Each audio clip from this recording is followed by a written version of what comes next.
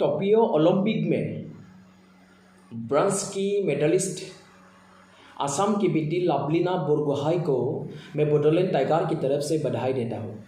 और लवलीना बोरगोहाई को जिस तरह से असम सरकार ने स्वागत किया है, सम्मानित किया गया है, इसलिए मैं असम सरकार को और असम की मुख्यमंत्री डॉक्टर हिमंत बिस्वा शर्मा जी को मैं बोडोलैंड टाइगर की तरफ से बधाई देता हूँ। एक टोक्यो ओलंपिक में ब्रॉन्ज मिलने वाले असम की बेटी लवलीना बोरगोहाई को जिस तरह से सम्मानित किया गया है, मैं देख के बहुत खुशी मिला। असम की जनता देख के खुशी मिला। असम की जनताओं ने पूरा सम्मानित किया। लवलीना बोरगोहाई को असम सरकार ने 1 करोड़ दिया। गुवाहाटी की एक रास्ता लवलीना बोरगोहाई की नाम से होगा।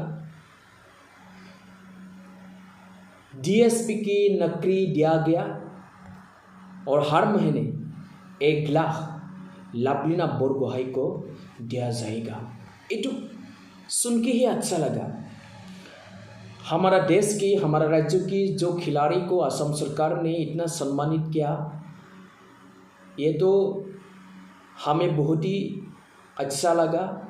एक खिलाड़ी को ऐसा सम्मान देना चाहिए, हर खिलाड़ी को सम्मान देना चाहिए।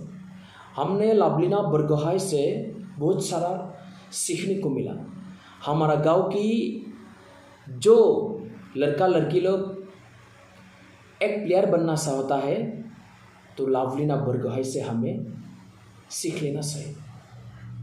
लवलीना बोरगोहाई ने ओलंपिक में मेडल मिलने के लिए बहुत दिन प्रैक्टिस करना पड़ा, बहुत सारा कोशिश करना पड़ा, इसलिए लवलीना बोरगोहाई को आज ऐसा सम्मानित मिला।